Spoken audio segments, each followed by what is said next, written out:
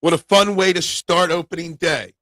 Dominating pitching, big home runs, and a win. We're going to break down opening day Phillies victory here in moments, along with Flyers, another win. Eagles mock draft, fan pick 2.0, and lots more to talk about. It's going to be an overreaction Friday kind of day. We're live, taking your thoughts and opinions in 30 seconds.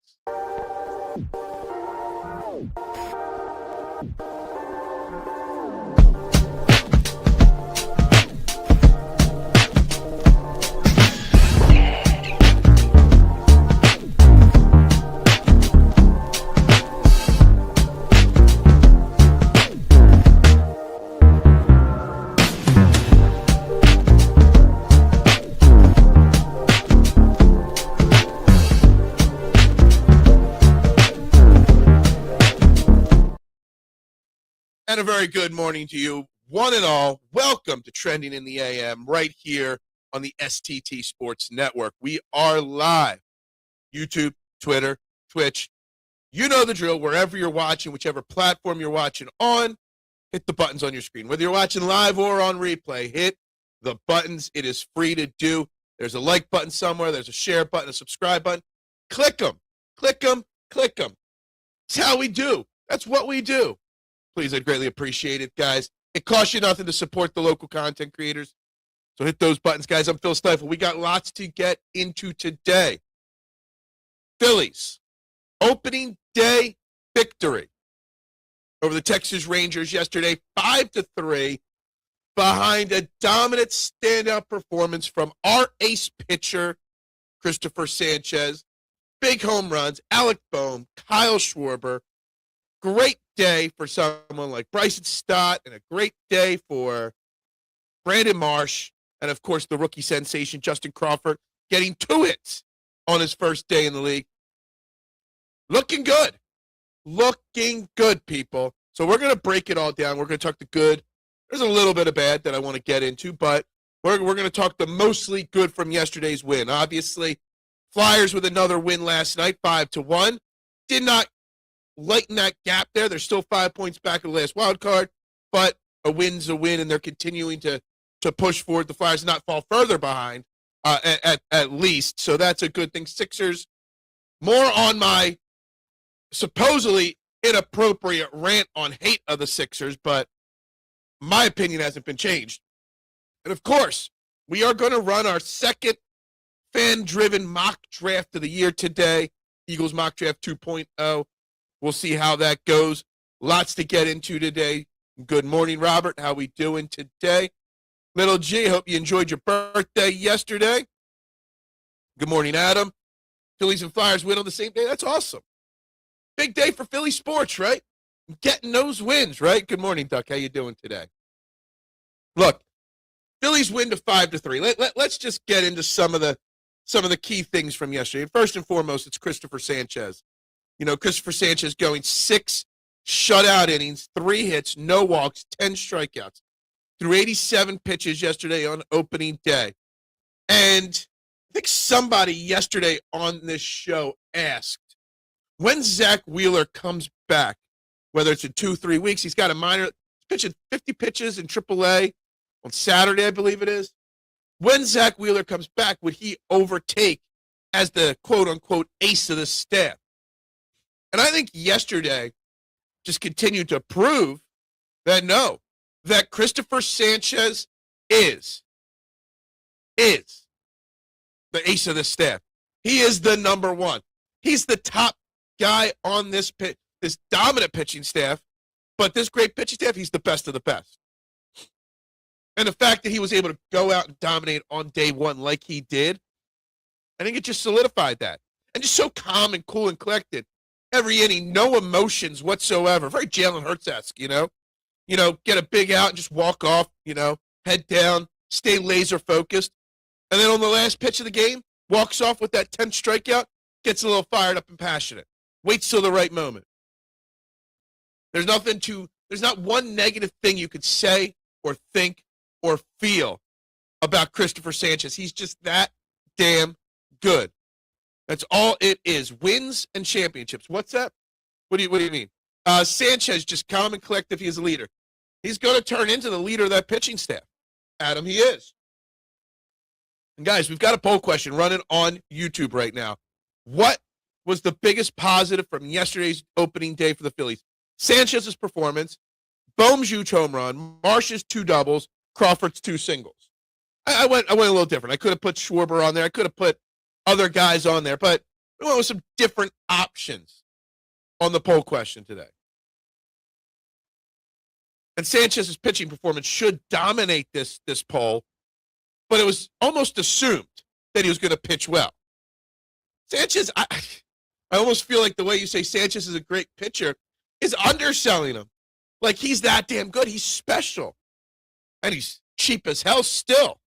They still got a great deal on this guy, financially speaking, even with his pay raise. It's a special thing to go out there and watch somebody pitch like he does. It really is.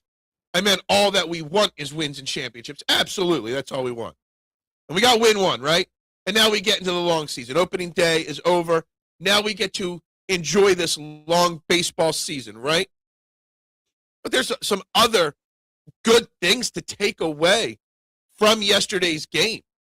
Alec Bohm yesterday, 1 for 3 with a walk and obviously the big 3-run home run, right?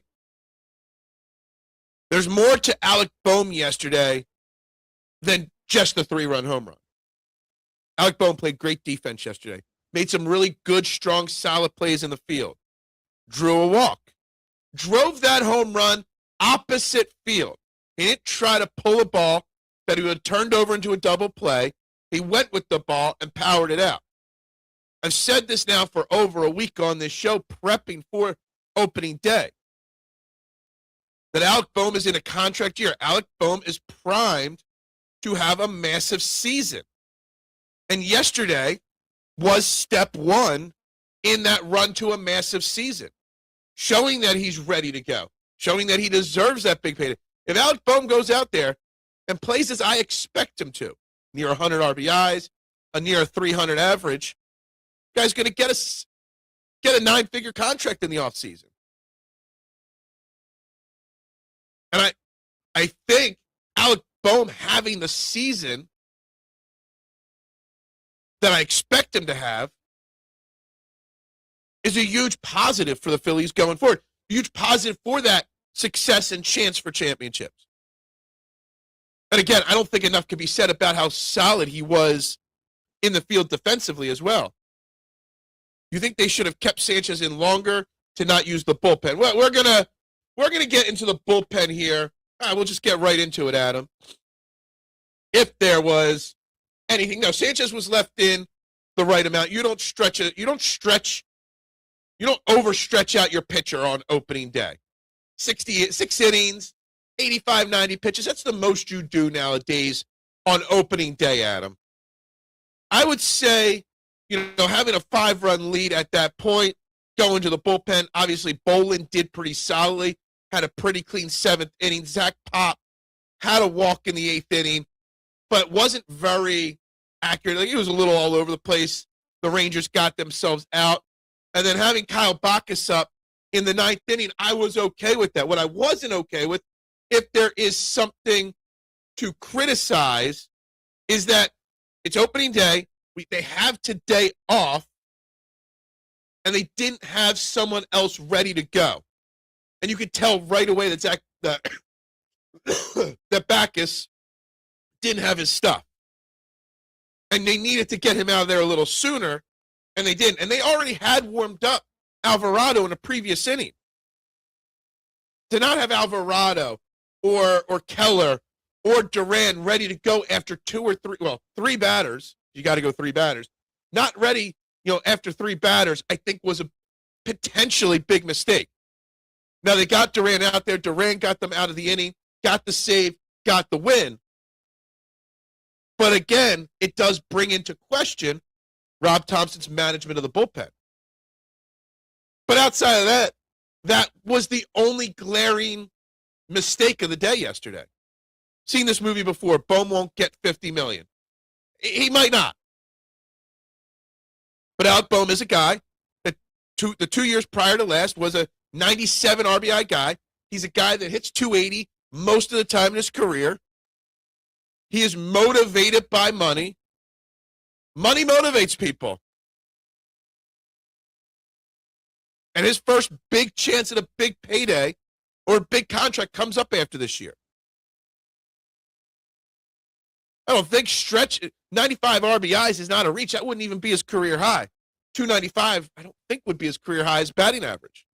I'm not sitting here predicting 25, 30 home runs from the guy.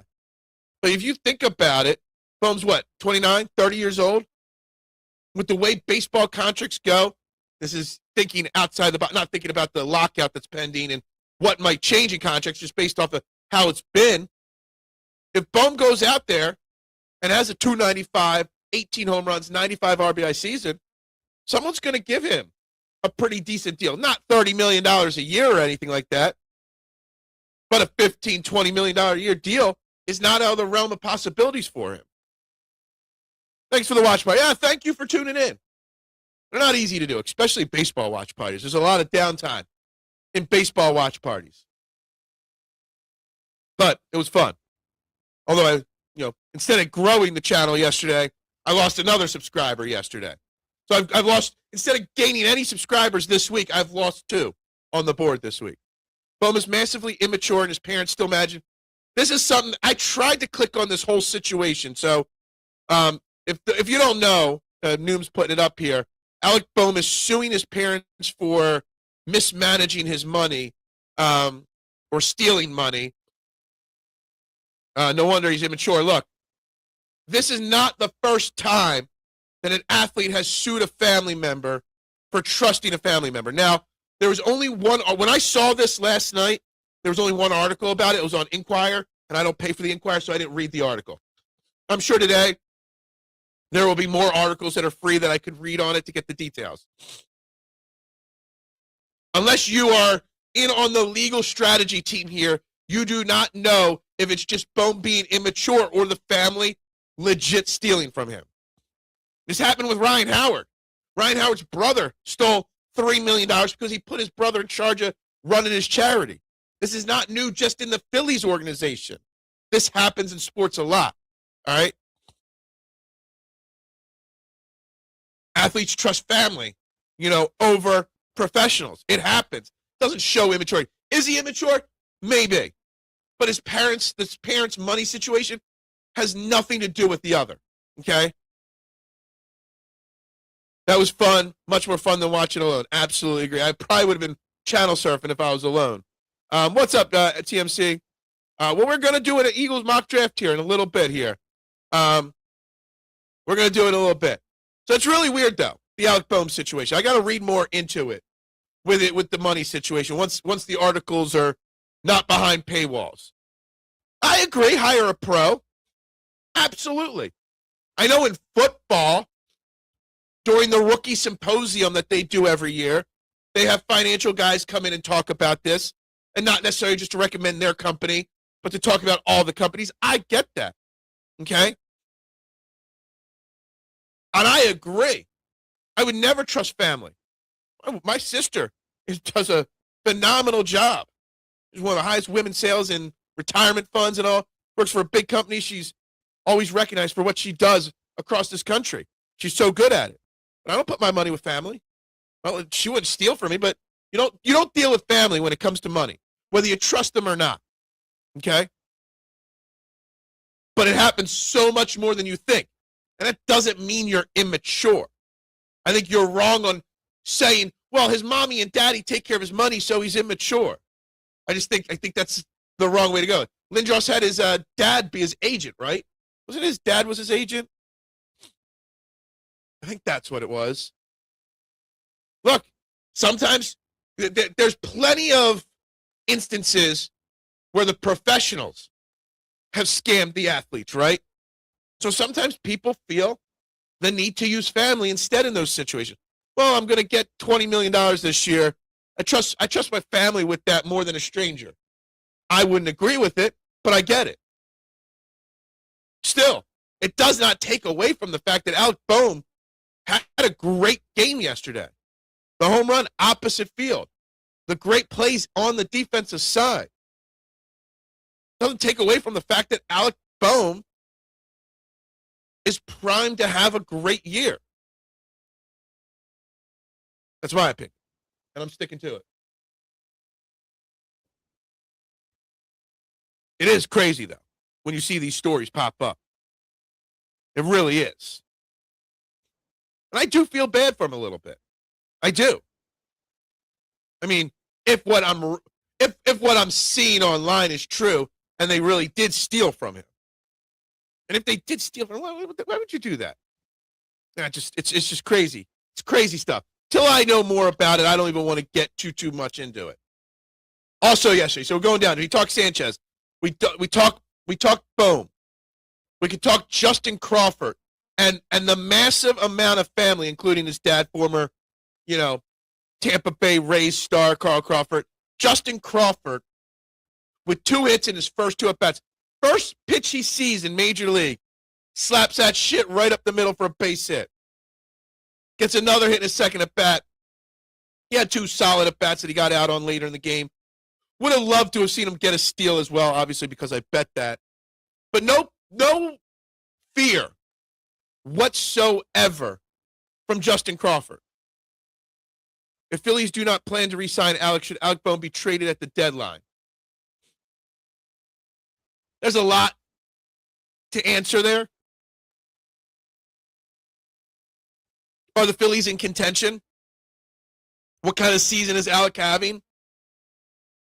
Is there someone on your roster you trust to take over for him? Like, what are you going to do if you trade Alec Bohm? What are you going to do? Is A.D. Miller going to be ready? Sosa over there all the time? Kemp? Is he having a good year? Are you getting something great for him? There's too much to think about there to really know the answer. You got to give me more parameters to that. It's my money, and I want it now. J.G. Wentworth, cash now. Absolutely. Alex Bohm's family wanted some money now, supposedly. It happens, TMC. I'm sure it's happened in Buffalo, where athletes have gotten in trouble with money because their parents or family members stole for them or embezzled from them. Maybe they thought he owed them for raising him all those years, so they just took what they thought was theirs. Or maybe not. Maybe they just mismanaged it and lost it, and he's pissed. Maybe it was like Paulie. Not Paulie. What's his name?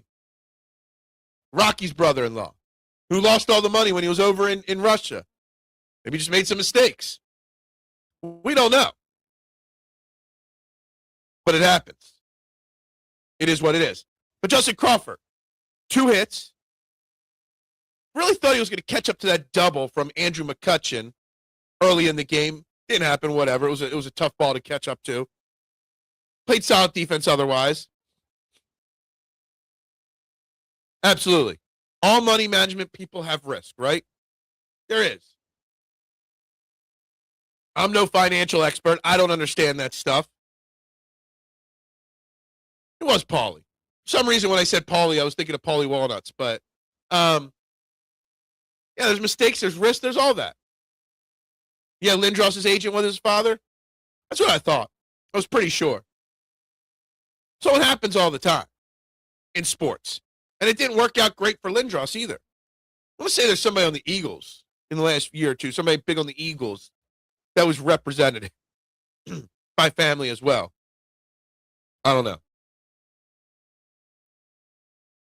But it happens. But back to the good. Justin Crawford, 2 singles. Another big positive yesterday.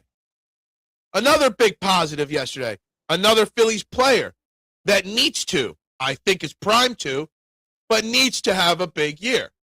And that's Brandon Marsh. Pulling 2 doubles down the line. Going 2 for 4. Brandon Marsh. Strong start to the season.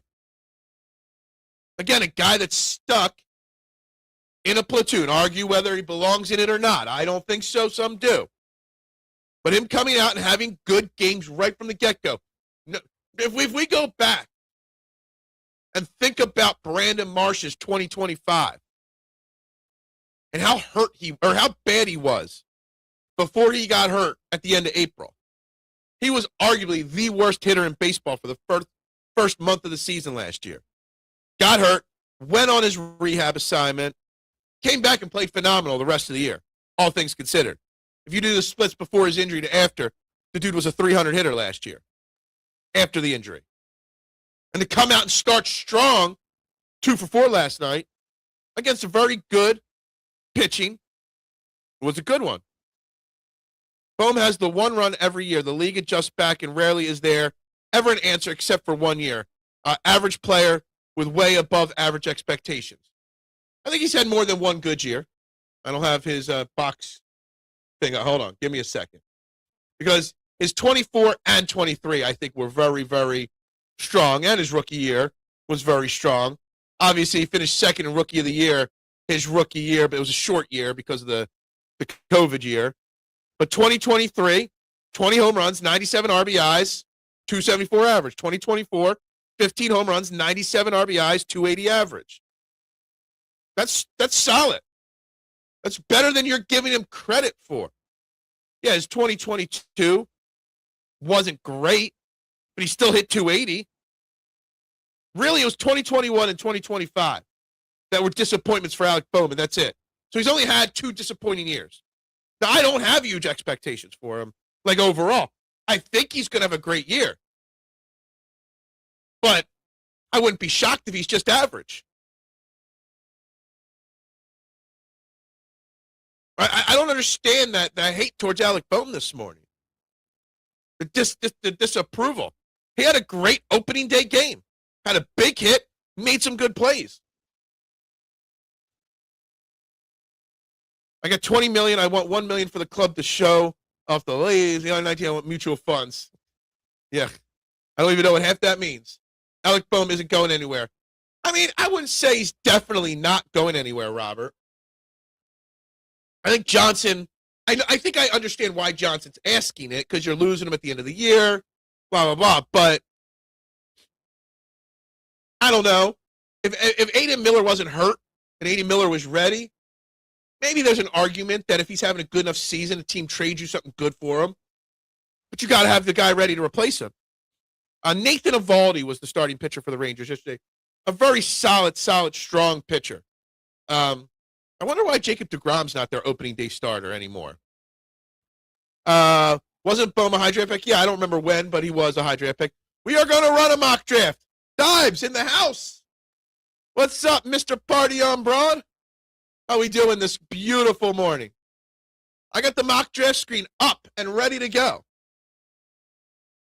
It's going to be the people. We'll start it at the 30-minute mark. At 8:30, I'll put it up, and we have a full hour to slowly march through the draft as we talk baseball and Eagles. Doesn't get on base anywhere near enough for how it's supposed to be controlling the plate. If his defense was even slightly above average, you can keep him, but he's just a guy. I think he's better than just a guy. I don't think he's an all-star level player. He's got, 2 all-star game appearances in his career? Did he make it his rookie year? No, he did not. So 1 all-star appearance. But yeah, I get it. He's got flaws in his game. But if you break down his stats, even last year, which was a below average year by his standards, he was a top 10 third baseman in Major League Baseball last year. I think actually literally 10th, if you average out all the stats and stuff. So I think you just have to understand that he's a good third baseman. He's not the best third baseman, but he's not an average or below average third baseman. He's good. Parent-teacher conferences today. And then you got spring break next week. Lots of time off for the school workers. There we go. What's up, Mr. Steven Fuentes? Yesterday was awesome. Ready to spend more money on tickets. There we go. I hope you got as much ice cream as your little heart desires. I'm sure your diabetes is off today, but I'm glad you had fun at the game. Love the pictures I saw you post online. Glad you had a good time. And what a great game it was. I will say this, all right?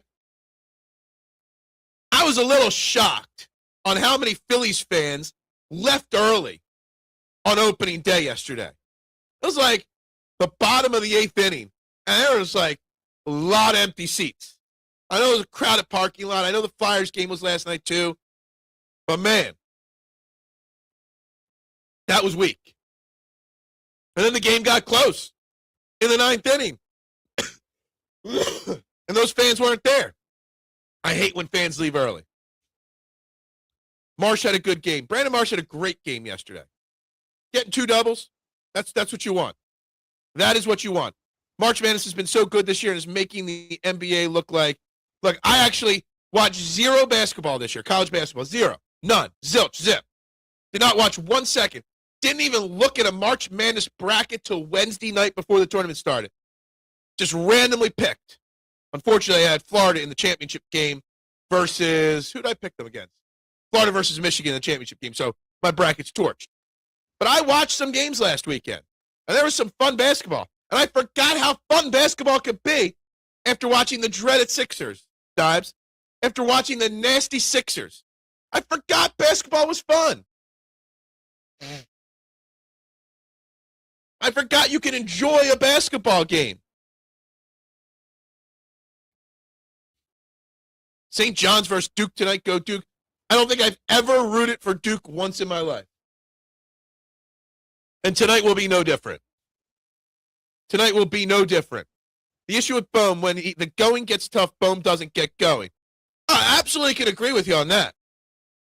He doesn't, like, when he's in his zone, he's great. But when he hits a wall of adversity, he struggles to get around that wall. There's no doubt about that. He's one of the mentally weaker players that I've seen. When it goes, he doesn't know how to figure that out. And that, I'll agree with you on that.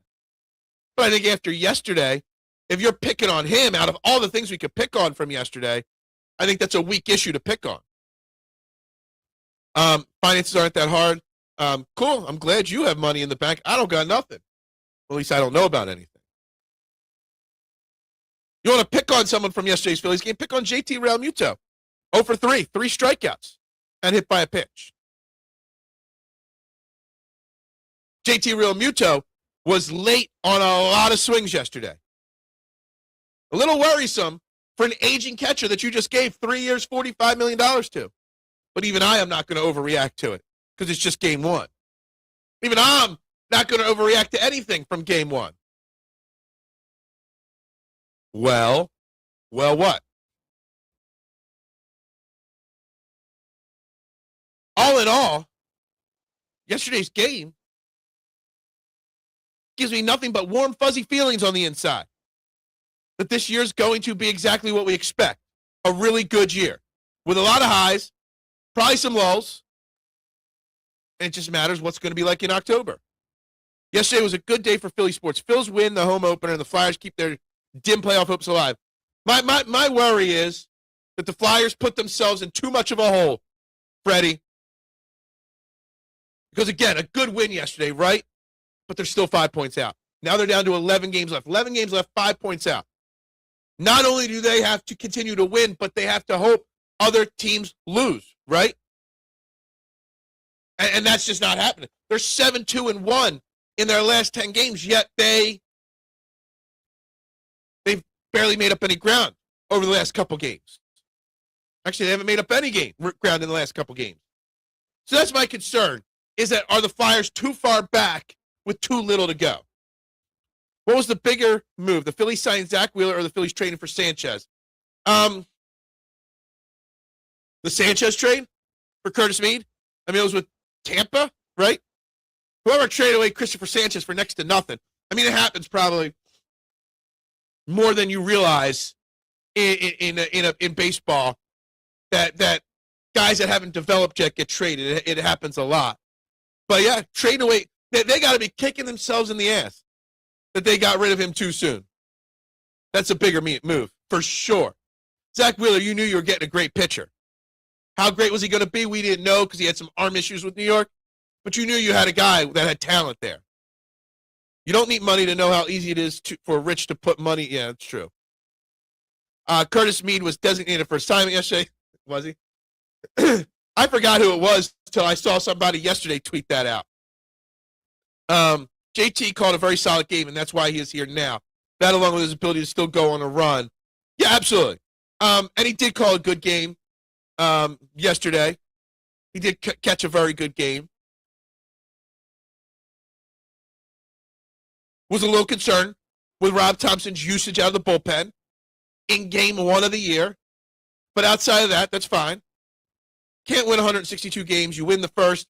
I'm drinking the juice. Good. I love it. We've had so many disappointing opening days, right?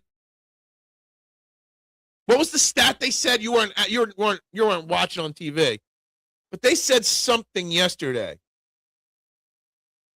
What was it? That yesterday was Sanchez's outing. Was it the first Philly starter to pitch a shutout on opening day, or the first Phillies pitcher to get 10 Ks on opening day? Like, something that Sanchez did yesterday was the first time ever a Phillies pitcher did that on opening day. No, it was Duran was the first Philly to ever get a save in a home opener on opening day. That's what it was. Setting records right from the get-go.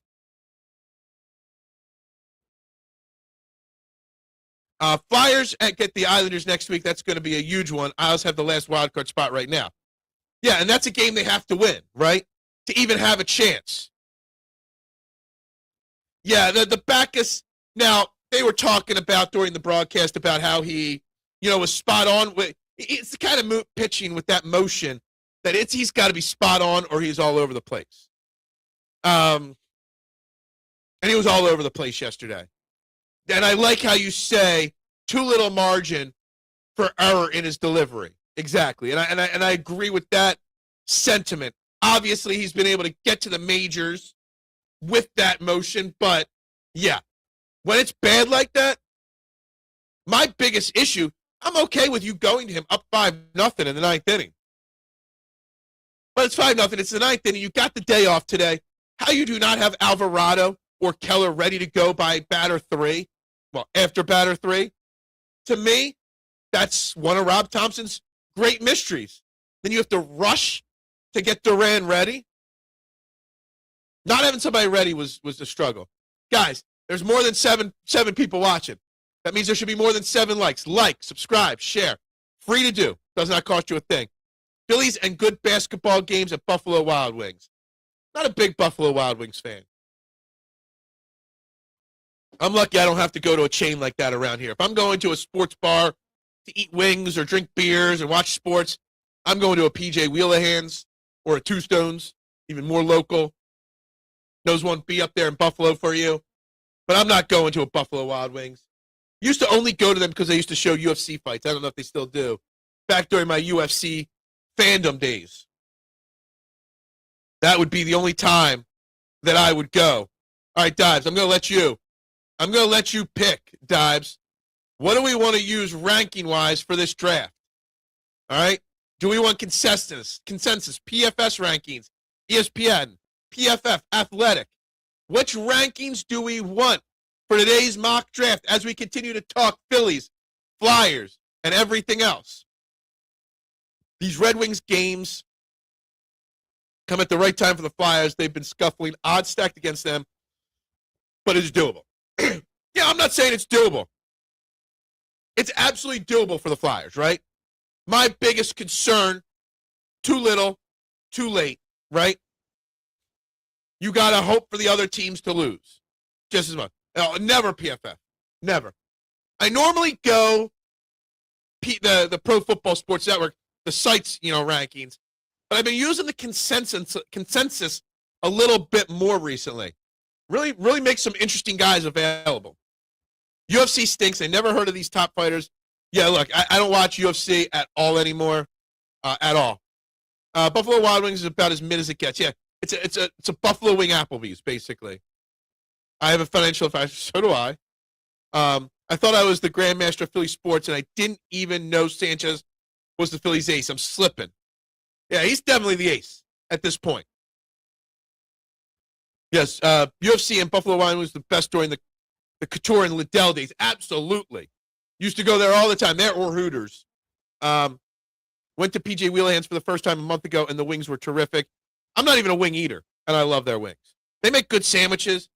Their signature beer named after them, the Copper whatever. It's a great beer. No, I could care less about watching Ronda Rousey fight again. The Ronda Rousey excitement has worn off massively, okay? All right. I don't make enough. Well, I don't have a job, so yeah, I don't need one. But we do fine. We do fine. All right. Enter mock draft. We're going consensus players list here. Enter solo draft. Let's see what happens here. I have a retirement fund going through the company I work for. I don't have a job, so I don't. Marguerite's is the new spot here in Collegeville. All right. I don't get out to Collegeville too often.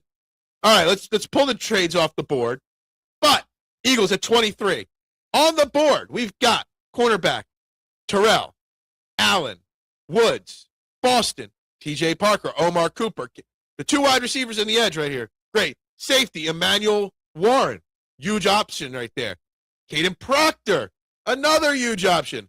Blake Miller. There are some names available at 23. Let's take a look at the trades. You got a trade offer here. 23 trading out of the first round. Not sure I like that. Trading back with the Giants. You get a lot in return there. Honestly, these two trades lead me to not want to make a trade. So, the power to the people. Who are we selecting in this spot here? Sanchez quietly slid into the ace spot.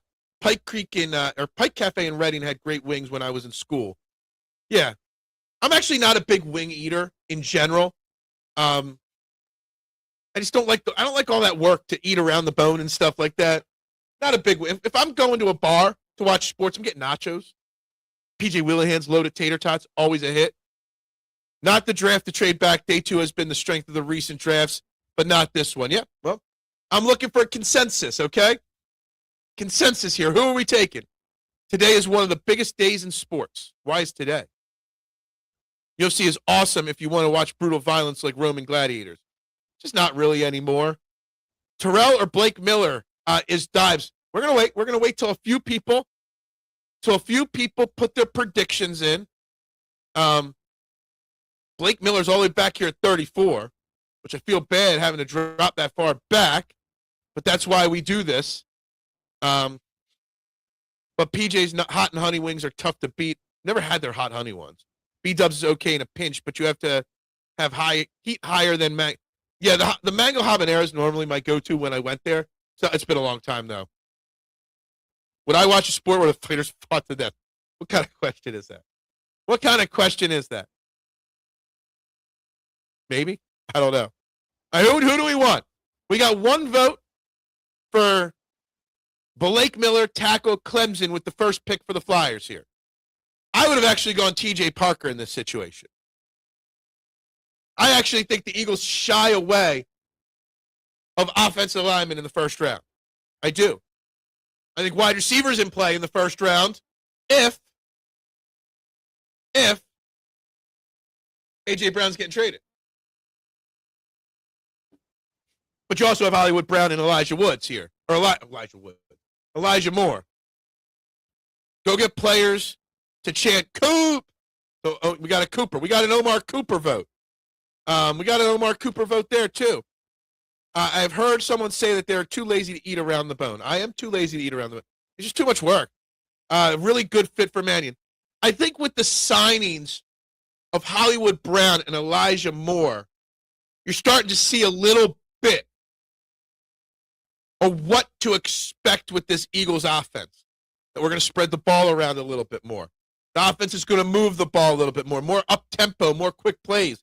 You need more options than just Saquon, AJ, and Devontae on offense. It's not going to be a three-man show. If we go edge, go with Keldrick, whatever his last name is. Is he on the board right here? He's later down the board, I'm guessing.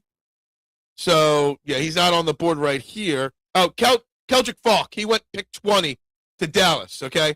So he's not available. So, no, it can't be him, unfortunately. Opening game tonight at Fox's King. Oh, UFC opening. Oh, my God. Yay! so excited for the UFC or the UFL. Not sexy, but I would focus on trenches the first 3 picks. I think you could get 2 really good picks in rounds 2 and 3 for the offensive line. And you go get edge or wide receiver in round 1. Or safety. I mean, the safety from Toledo is available. I don't like sweet chili flavor at all. I don't trust Brandon Marsh. He's only getting his ass in gear because he knows Crawford is coming. They both played last night. 2 for 4, 2 doubles. Was a really good game for Brandon Marsh. Strength of this line is O-line and D-line, and those guys are going to go fast. Okay? You are the expert. If anybody's an expert in the chat on these draft picks, it's you. You do more research than all of us combined on these guys. Right? So I guess it's down to Blake Miller or Omar Cooper at this pick. On my phone, there's a gif of George Costanza sarcastically clapping. Way to go. Way to go. Yeah, cool. I'm glad. So it's Cooper or Miller. It was the first name said. So we will go Blake Miller, Clemson, for Dibes. This is I'm gonna blame Dibes on Twitter if this comes out poorly. Second round, some trade offers. Nothing I really like there. All right. Now here we are with pick 54. Defensive tackle. You got a guard available. A.J. Hawkey from LSU. Brazil. Wide receiver. Couple edges here. Moore and Lawrence. Max Clare. I think we got another pick at 68. We might be able to get him there.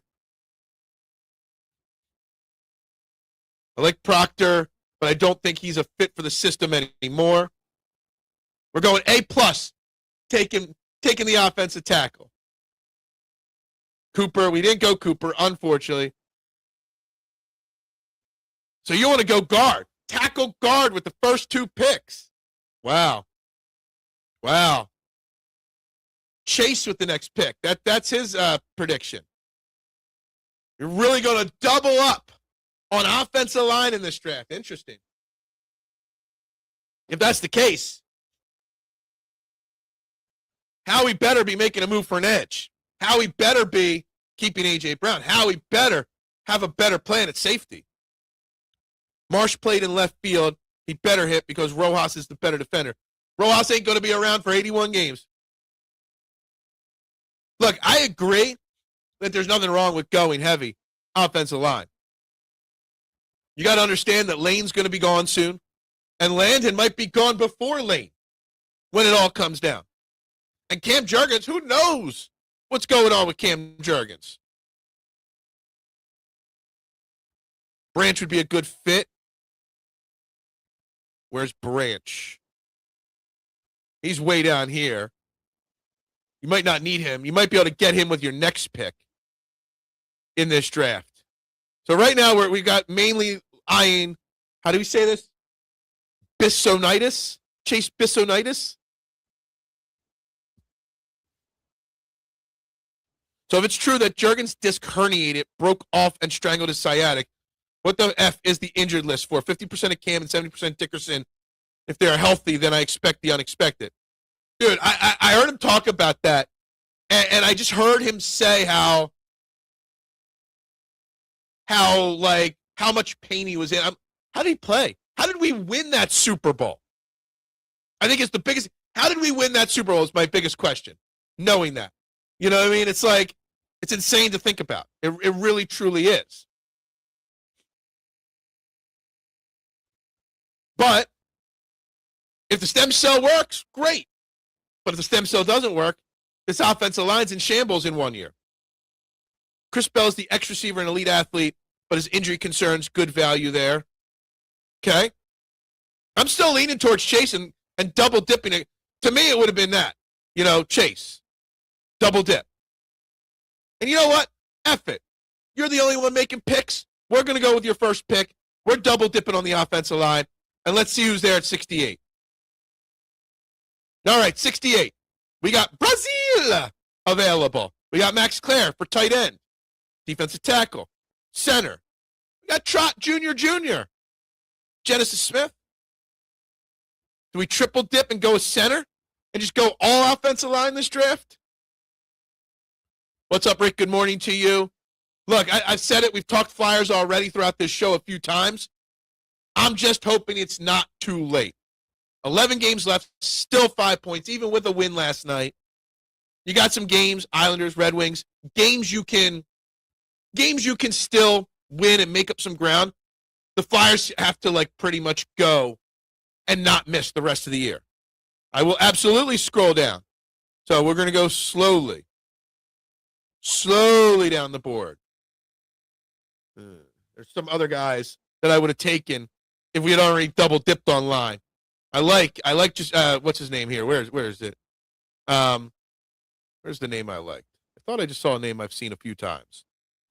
A lot of names here. LT Overton all the way down here. Justin Jolly at 87, another tight end. Could draft the quarterback. Skylar Bell at 92. That's where we're at right now. Dives. Ted Hurst, wide receiver, Georgia State. Okay, Max Clare is Robert's prediction pick right here. Going tight end. Rutledge, I know. That's why you don't double dip so early online, because we could have taken a safety or a wide receiver and then gone Rutledge here. Ted Hurst. We got two Max Clares. So unfortunately, this is not the Dives draft. This is the fan draft. And so far, we got two Max Clare picks. Oh, no, Max Clare's not available, is he? He is available. Steve's only picking Max Clare because he's an Ohio Stater. So if he had a whatever that word is, the disc issue had to be new. I hope the docs and coaches address whatever the muscle imbalance is, if at all. You always take it way too scientifically that I don't understand. I just hope his back's okay. I hope it's not degenerative and not going to be an issue going forward. And if it is, Drew Kendall or Willie Lampkin better be ready. Dives is not a Max Clare guy. I know you're only a Max Clare guy because he's an Ohio State grad. Well, I don't even know if he graduated or not, but anyway. I don't know which way to go here. We've got two Clares, and we got one. What was the dude's name? Where was the way? Hurst or Clare, the two top picks right now. Hit tight ends. What? Did you read the crazy story? We have talked about it. We have argued, me and Nooms, about it already. I don't want to comment too much on it personally, Rick, because the only link I saw last night was behind a paywall, and I'm going to wait till I read all the details of what's going on until I'm sure 100% of what's going on. But I feel bad. It happens. It's happened so many times in sports. It happened with Ryan Howard here in Philly years ago. Family take advantage of their kids or family members that are rich. It happens. It sucks. It's why you hire a professional and not family. Hit tight ends. Okay. To see who's you want to see what all tight ends are available. Got you. So all tight ends available. So you got Trigg, you got Jolly. Some of these guys will be available maybe at pick 98 when we're up next. They're your top tight ends. Oscar Delp, Georgia, might have be available in 2 picks from now. So I don't think we need to take Max Clare here. Smart move is drafting Kenyon Sadiq. We've said it before. He is not going to be there for the Eagles at 23. He's just not. And I know Howie has changed his MO a lot over the years, but I do not see him changing his MO and drafting a first-round tight end. I just don't. Tight end from Houston. Which one is that? No, because there's no Houston tight ends on the board there. So, no, the tight end from Houston is not available. Whisper said, you know what? There's a better chance of Sadiq being overrated than worth a top 15 pick. I don't think it's a secret. Drafting first-round tight ends rarely works out. It's a huge investment in a tight end. The problem is if they don't work on the muscle imbalance, it becomes degenerative because you would be now maintaining a compensation and okay, all right. Sam Roush.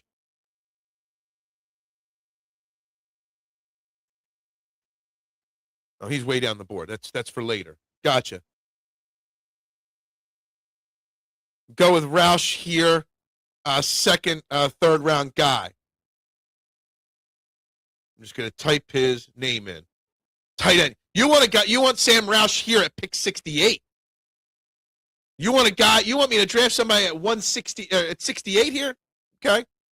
Agree on Sadiq, the Reek Woolen at tight ends. Kyle Pitts. All hype.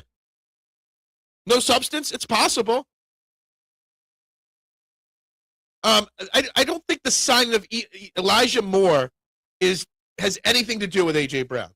It has everything to do with Sean Mannion needing more wide receiver options that can play, for sure. You're going to see a lot of 4 wide receiver sets. You're going to see the ball spread around. I think it might have a little bit to do with A.J., but the number one reason Elijah Moore and Hollywood Brown were brought in was because you need 4 wide receivers that can play all at the same time. Darius Cooper didn't really show anything that he could be on the field as a pass-catching threat last year.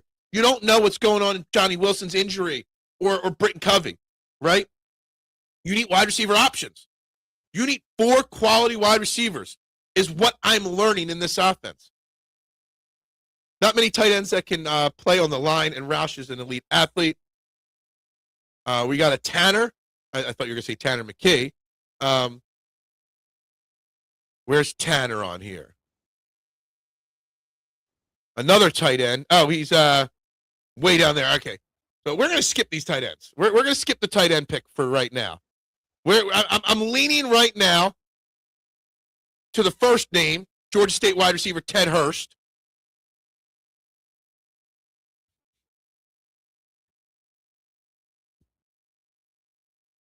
Seeing the ESPN 30 for 30 called broke. Yeah, that was a long time ago. That came out a way, way, way long time ago. Back in the first season for 30 for 30. Yeah, I saw it. And they're sitting there trying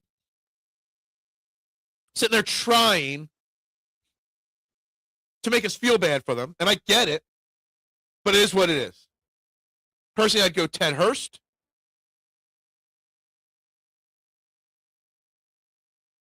Okay. We're going to go it. We're going Ted Hurst here. All right.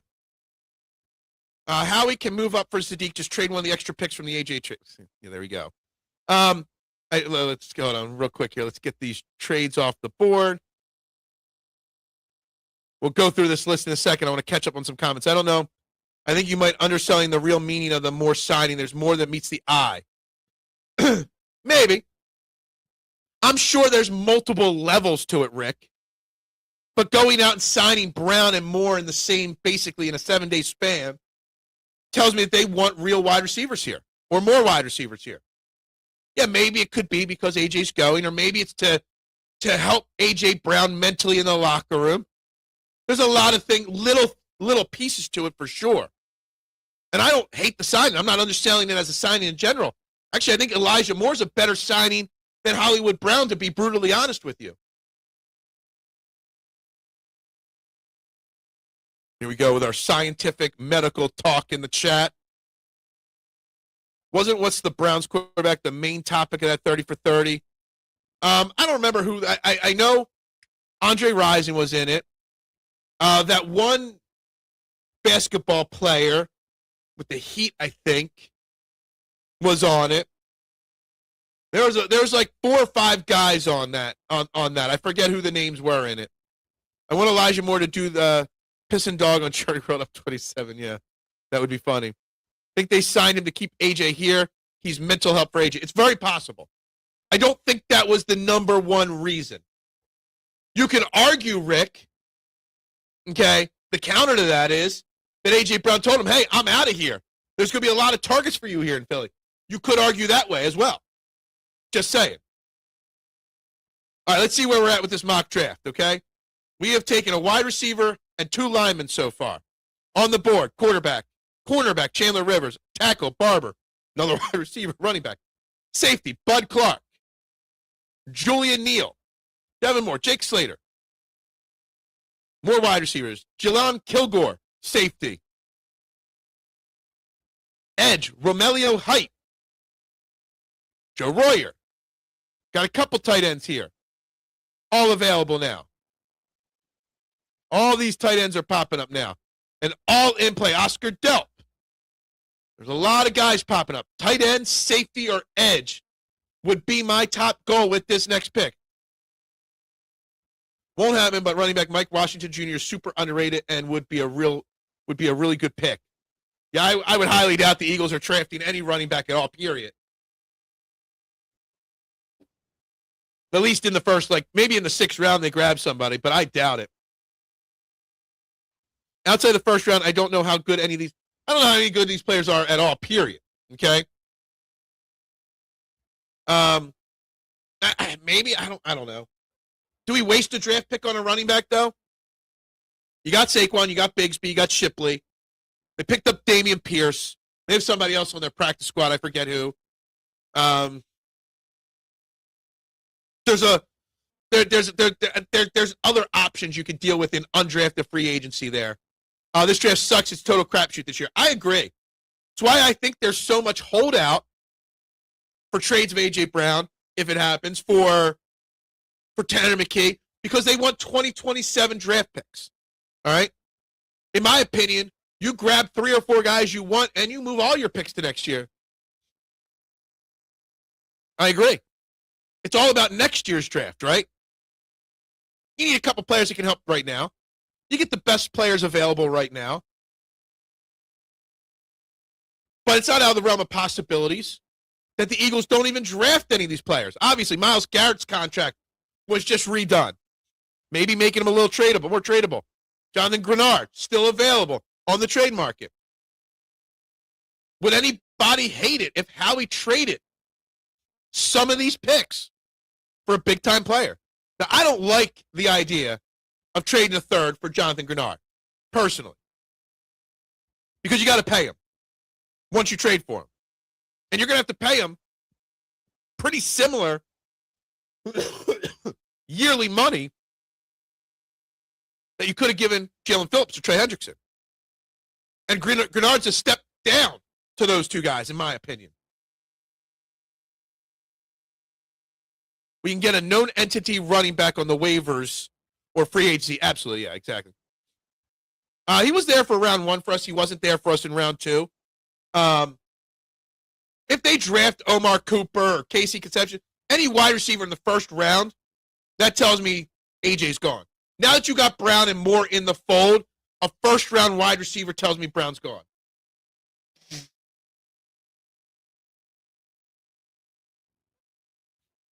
Yeah. Look, and Cooper's already been brought in for a top 30 visit, or at least hasn't had it scheduled. All right, so where are we going with pick 98, our last pick of the 3rd round? This is the Milton Williams comp pick. Safety, Bud Clark. Where's the other safety? Safety, Jalen Kilgore. Are we going tight end? What do we want here with this pick? What tight ends are on the board still? Quite a few still. Bentley, Roush, Tanner from Houston. Do we take a tight end or a safety here? Or an edge? Roush or Delp?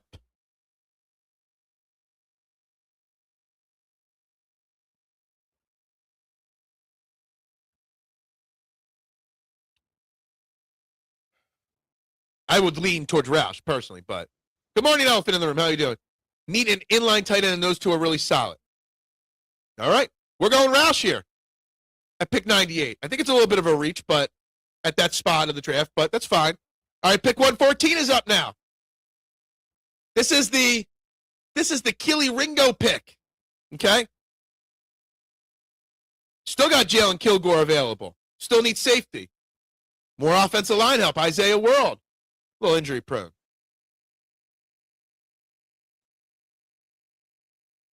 Just going down this board here. Looking at all the names. What do we do here? Kilgore is elite athlete, super raw, and I think he met with the Birds. Well, if he met with the Birds, then there's definitely a chance. So he's going to lead the pick for me unless I get a better option from you guys.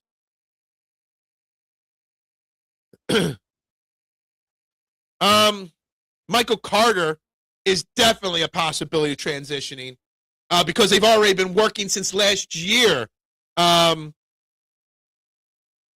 do that with Michael Carter during practices in the run-up to the playoffs. He didn't see the field in the game in it. Keely Ringo, I don't know. Keely Ringo's probably going to be a fringe. He's not going to get traded or cut. He's going to report to camp and have to earn his way as a special teamer on this team, which we know he's a great special teams player. But I don't know enough about Ringo, whether he can do it or not. I don't know. I think the ship has sailed on Keely Ringo in general. Talon Green. Well, let's just type his name in so I don't have to keep just pacing. You want a quarterback at this position. Do we draft a quarterback here? Arm elasticity, creation capacity, toughness, all highly rated. Arm strength is average. Interesting. Dives is suggesting go quarterback here. If you trade Tanner McKay, you need a quarterback. An Ole Miss offense the year we won the first Super Bowl of the year before Ingram, A.J. Brown, DK Metcalf shape. Yeah. We got one vote for a safety and one vote for a quarterback. Interesting. What are we going with here? I need more votes. I'm scared to pick a quarterback and then post this online. I am. I'm just going to say it. I'm scared of the backlash if I post this draft online and there's a quarterback taken this early. Can I scroll down? HC what? HC what? Scrolling down. Scrolling. AK's in the house. I'm also going to have to do a quick refresh of my picks for AK here. This is where we're at with this draft so far, AK. We got quarterback and safety as the top two voted right now in this spot. Ringo played safety in high school, has the physical tools, but the range could be missing. With his special teams play, he's obviously not afraid to tackle. So that part is important. The coverage skills are just not there. I don't know. Let's see who Malik is. Malik Muhammad. No, Malik Muhammad is not available. There's four other Maliks available, but not the Malik you wanted. Malik Muhammad. I don't even see where he got drafted. Malik Muhammad went pick 60 to the Bears. We're at pick 114 here. So, yeah, he went a long time ago in this draft, cornerback. So you want cornerback help at this spot. At this point, with Reek Woolen in the fold, I don't think the Eagles draft a cornerback this year. I don't. They've got too much invested in cornerback already. Best position available and position in need. That would be safety at this point based off of what we've already had, which would be Jalen Kilgore. Okay? He's the best safety available. Raw. Has some development, some development needs still, but athletic. Yeah, I'm shocked we haven't picked an edge yet. Let's look at the top edge. Anthony Lucas. We got Tucker. We got a few guys available here at edge. Shocked we don't have an edge on this roster yet. But that's what you got. That's your top edge rushers available on the board. I would worry if Ringo got isolated against a mobile tight end. Yeah.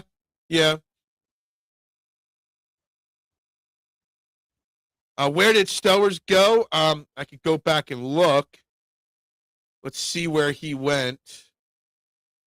I mean, I didn't make all these picks, so He wasn't available when we looked at tight end for the Eagles. He went very early in this draft. In this mock, come on, where is he? Where is he? He went pick 38 to the Texans in this draft. Probably won't go that early, but he went very early in round 2, Stowers, just so you know. Yes, this class sucks. If you want a good edge, you better draft one first round. That's why I wanted that. I wanted to go with edge in the first round. I did. You guys talked me out of it. Okay? That's why I wouldn't be shocked. The lack of need for draft picks this year with this draft class, would it shock you if Howie pulled off a miracle and said, here's pick first and third, and call Cleveland, offer our first and third round pick and Nolan Smith for Myles Garrett. Just do it. Go get your edge that way. Safety, edge, and O-line for me. Throwing a halfback and a tight end, and it's solid. Gotcha. Yeah, yeah, exactly, Rick. I like Stowers, but I can't watch any more tape of tight ends getting blown up at the line. Calcaterra, yeah. We need someone the opposite. I don't think Calcaterra even makes this team, so I'm not too worried about it. All right, I'm pulling rank, and I'm going with the safety here because I want a safety here. So there we go. We're going to go see what's up at 137. Maybe we get our edge there. Because now once you get to this point of the draft, this year, round 4, what good's really going to come in this draft? You got a few names available here. Maybe I look for the first edge that's available. You still got Taylor Green available. Maybe Dives really likes the Arkansas quarterback. Maybe I take a quarterback here in the 4th round. The new McKeister. Yeah, I mean, he doesn't have to start day 1. You could start Epps and Drew Makuba and give him time to develop. At that spot in the draft, you have some time there. Yeah, we did not get Dunker this time. We have sometimes, not this time. We did get 2 offensive linemen, though, in the first 2 picks. The future of the offensive line is set. For Dives, I am now leaning towards quarterback, Taylor Green here, okay? But here are the rest of your players. Jennings Dunker is one of Dives' favorite prospects. We get a lot of love for the mullet lover on this show. We do. We get a lot of love for him on this show every single time we do this. It's a bad call. Absolutely. Anytime we talk Calcaterra. I do not think Calcaterra makes this roster. I think whoever we draft makes this roster with Johnny Munt and Dallas Goedert. Elite athlete, but not a quarterback. He needs at least 2 to 3 years of development. Well, you've got Andy Dalton as your backup quarterback, and we are a quarterback factory. Hey, why not? Why not draft an athlete to develop?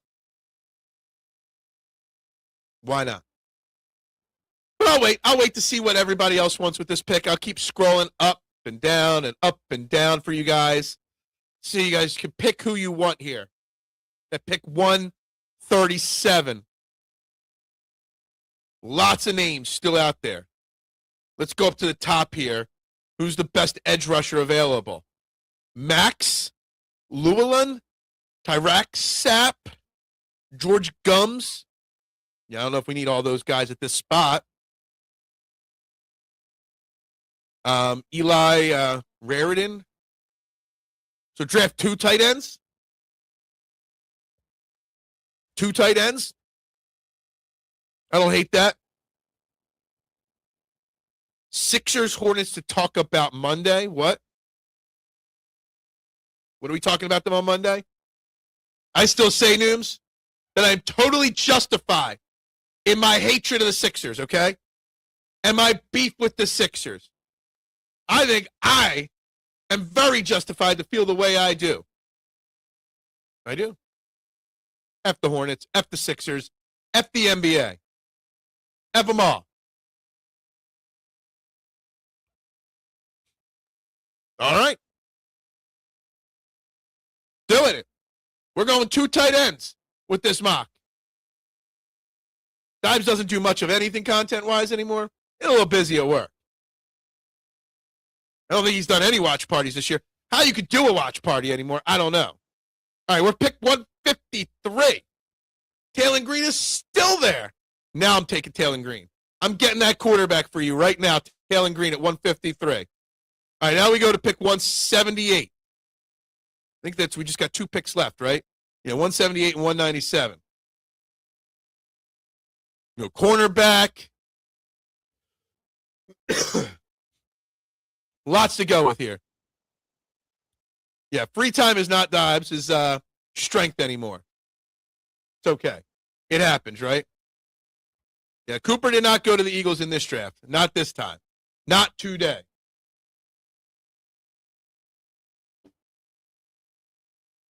But anyway, let's check the edge position out again at this point.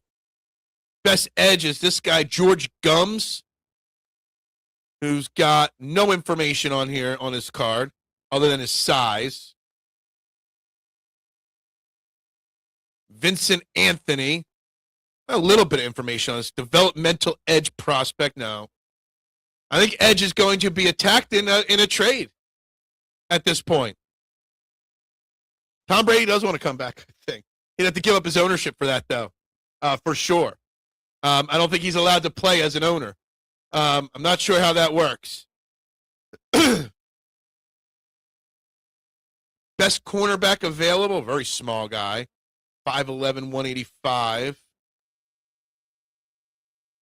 5'11", it's the same guy I just clicked on twice. Now you're in the crapshoot part of the draft. The bottom end of the draft. Any kickers available. You're not getting no kicker, okay? You're not guaranteeing Jake Elliott's $5 million salary and then drafting a kicker. They're not even bringing in competition for him. Mark my words. I know people don't want to hear that, but they're not even bringing in competition for Jake Elliott. Sixers watch parties with Sean, Bernard, and Dives, Thiago. That was a long time ago.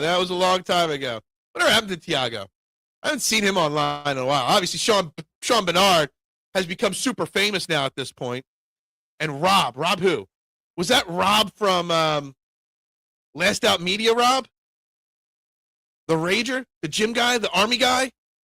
I wonder whatever happened to him. It might not have been the same Rob that we're talking about. But there was a Rob I worked with at Last Out Media, Yellow Jacket Media, when I first got started. He was a big Sixers guy. What happened to him? He went crazy. He got very, very, over-the-top offensive with people online after a while.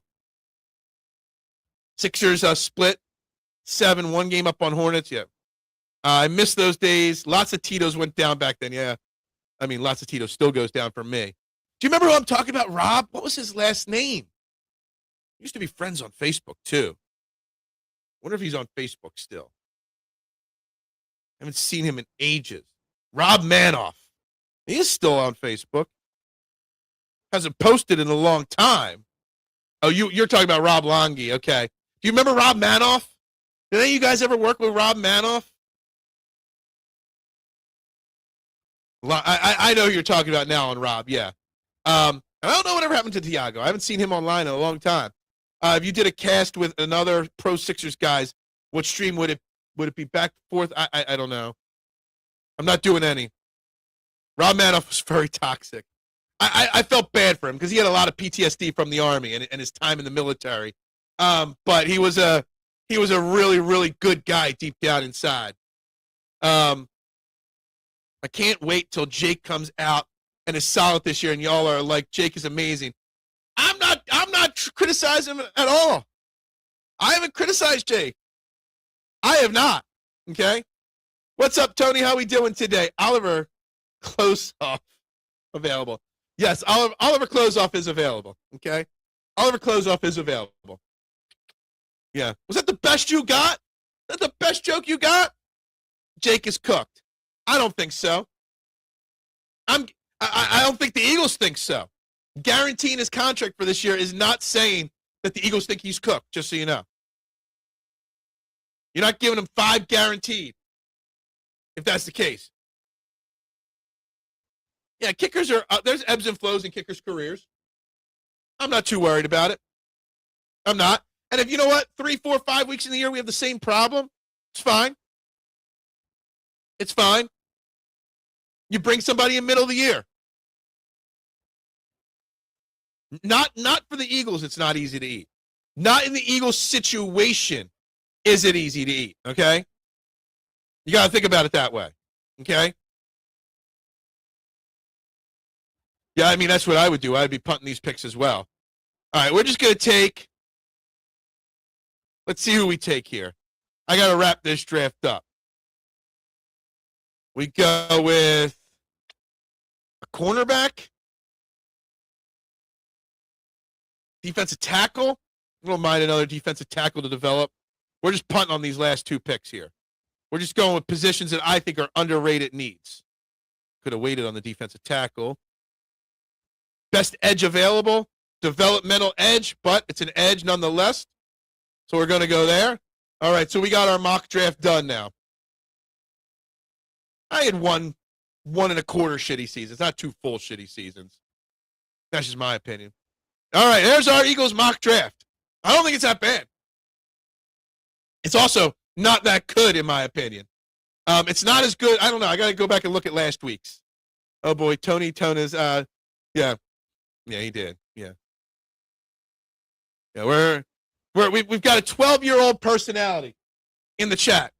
The maturity level of a 12-year-old. Hey, it's all good.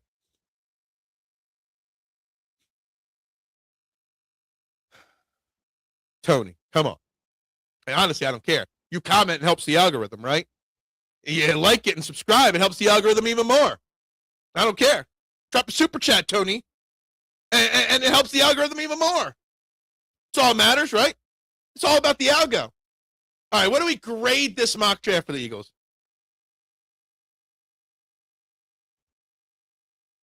Add it, crazy athleticism. You like that? Maybe Phil McCracken is still on the board. Yes, exactly. 12-year-old children comment. People must be off from school today, right? Must be what it is. I would grade this draft as a solid B. You got 2 future linemen to start down the line. You've got a couple developmental pieces. And you got a solid wide receiver if you do trade A.J. Brown after June 1st. How could you forget about him, Tony? How could you forget about him? It's like the most important one of them all. It's actually funnier than the ones that you used because it's so classic. Sometimes the classics work the best. All right. What this mock draft tells me and reminds me is that this is a weak draft class. At least 14. Come on. Are you sure? The drafted 3 words, home run swings, Hurst, Kilgore, and Green, have major upside and potential, but could also be out of the league in 3 years. Home run swing. Yeah. The boomer bust, right, of the Phillies, right? Which we saw some small ball yesterday. But again, the Phillies, all their runs came on the home run ball yesterday in their opening day wing. We'll see. But this is what we got. And I'm going to pull this off the board for the remainder of the show. We got about 10 minutes left in the show today. Whatever you guys want to talk about. For some reason, I wrote down Tim Meadows from Saturday Night Live, his name on my sheet. And I don't know why. Why is Tim Meadows' name written down on my sheet? Very weak at certain positions. See, what I think about this draft class, K1, it's not that it's strong. It's not that it's weak. It's decent. I don't think there's many superstar players. You're not going to look back on this draft and see a lot of players. You're like, damn, I can't believe that guy fell to the 3rd round. All those 2nd and 3rd and 4th round guys, they're 2nd, 3rd, 4th round guys. It's not deep at any position. And the quarterback class is super weak, which means bad teams aren't drafting quarterbacks this year. So they're actually going, you normally get like, oh, well, there's 5 great quarterbacks that are going to go in the first 20 picks. So guys slide down the draft board. That's not going to happen this year. So that hurts it as well. Howie's going to improve this team in the draft to an extent, but what Howie's really going to do is do his work after the draft, to be honest with you. Okay? After the draft, when Howie then starts processing trades for 2027 draft picks. That's when the work really gets going for Howie, in my opinion. From now till then, all we got to do is worry about who's he bringing in for meetings and zone in on certain guys. And that's it. Honestly, we're closing the book for the day. We might wrap this up soon here. Anyway, a lot of streaming. Morning show yesterday, 3.5 hour Phillies watch party yesterday, and the morning show today. My voice is gone. My voice is shot. Poll question of the day. Biggest positive from Phillies opening day. Sanchez's pitching performance, 33% of the vote. Bohm's home run, 22% of the vote. Marsh's 2 doubles, 17% of the vote. And creeping up into second place after a slow start, Crawford 2 singles at 28%. Great year to have extra mid-round picks for depth. Yeah, I could see that. I like that way of phrasing it. I also wouldn't be shocked if Howie trades some of those mid-round picks away for future picks. Yeah, I hate. I know why they do it, but I hate it. I hate a day off. You get all the pomp and circumstance, you get all that excitement, and then you get let down with a day off. I hate it. But they do it so you don't have to have a doubleheader early in the season. So you always have the next day to fill in. I get it. I prefer them to go Thursday, Friday, take Saturday off, and then have Sunday game. That would be a little bit more my speed, but it's always been the case with the Phillies and with baseball. It sucks. I would love to watch another game today, but it is what it is. It's also why they should have had Alvarado up for the 9th and not Backus out there stinking it up, but whatever. That's Rob Thomson, his great bullpen management right there for you, but whatever. Anyway, guys, I think it's time to wrap up today's show. It's been a great week and all. I hope everybody had a great week. We'll be back late next week. There'll be some short content next week, but I'm going to Cancun on Sunday for a few days, get a little sun, a little alcohol in my system, a little beach time with some friends. So we'll be back by at least next Friday with another show, but I'll put out some short content from Mexico next week. I got a new tablet to bring to do shows on vacation, so we'll see how that works and how the Wi-Fi is down there in Mexico. But, guys, have a great weekend. Till next week, go Birds, and bubbles up.